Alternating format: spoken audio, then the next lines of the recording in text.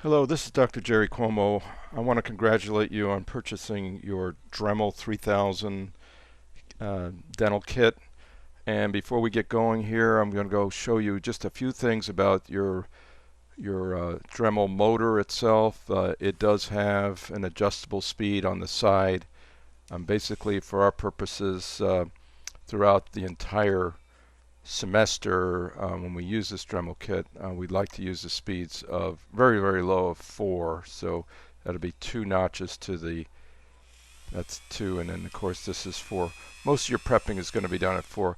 For anything high speeds up in the 8, 6, 8, and 10 area, that'll be used for just polishing if you're going to make a smooth surface. But most of your prepping you want to keep at low speed. All right. And some more things about this Dremel motor. It has initially a hub, if you will, or an end that you have to remove and in order to fit the FlexShaft. But before I go through this, a few discussions about the FlexShaft itself. Within the kit, you're going to find that there's a little spot on the back where a special nut is going to be located, and this device is a very important device. It integrates and locks the shaft to the motor. So this little nut, you'll take it out of the back. Make sure you get that first. All right. Now to place the shaft. And even before that, there are some instructions that you have to follow. So please take a look at the instructions. There's one on the FlexShaft itself, tells you what to do as far as placing the driver cap onto the motor first and what to take off. I'm going to go through that with you. The other things to keep in mind that there is a manual for the motor itself, and it's important to read that and get familiar with that.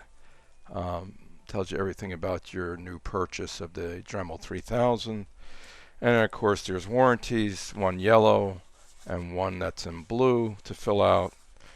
And then finally there's the all-important what to do, the attention for optimum performance. Allow your new FlexShaft attachment to run at high speed on your rotary tool in a vertical position for 2 minutes before use. So when you have everything hooked up together, okay, you're going to have to hold this vertically so it doesn't touch anything, and let it run on full, I want to say the speed of 10. That's all the way up for 2 minutes, okay?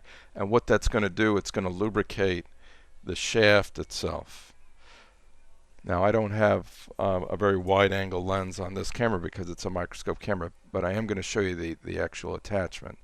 So I'm going to walk you through that now. First thing you want to do is remove this cap, and that comes off. Put it aside. You probably will never use this again unless you want to attach the shaft itself. This is the end of the motor. Now there's a button you'll push here.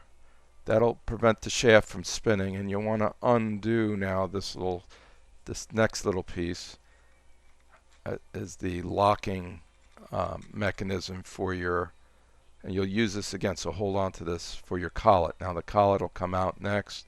Just put that aside. Some of the units may have them in there, some of them not. Now that exposes the screws. You can see there's a little grease on that. Now you're going to take this integrative piece, the silver nut, and just go ahead and start to screw that in place. Find the right threads. There we go. Once it starts, hand tighten all the way, and you're holding this button down as you're doing it. Okay, very important. Now I hand tighten, but I want to snug that up using the wrench that is given. So here's the wrench. Hold the button in place. You'll hear it click. Now just gonna snug that up. Don't over tighten, please. All right, but just enough to snug it up. So, all right, read the directions. Very important. The next thing we want to do is now we want to get the shaft hooked up to this. Now the shaft will screw into this cover screw thread area. So again, the shaft end has the same diameter. I'm going to put that in place. Now there's a square end to that, which then goes into the square end of this. Once you insert that all the way, then go ahead and start to tighten. Now this is all hand tightening. There is no wrench involved, so just snug it up nice and tight. Okay, now you're attached to the motor. So shaft, and I'll just keep extending. We'll get to the end of the shaft to show you what that is. Right about this time you can place your motor aside, and that'll reveal the end of the shaft. So here comes the Dremel shaft itself, the flex shaft. Now on the end of it, this is where you're going to work with your collet and decide which collet you're going to use. Now this is too big for me. I want to get the next size to show you our preparation today. So it's going to be for a smaller diameter burr. And I'll go ahead and put that in place at this point. Now you can place it in, you don't have to place this in. I'm going to do it so I can get ahead of the game here. Push. Now this little button, now instead of it being colored blue, it's silver. So you're going to actually turn this with your hand until the shaft starts to spin. And once it spins, this drops right in place. So now it's spinning. Okay, don't tighten that yet because we still got a burr to put in there. Alright, so what you'll do is, again,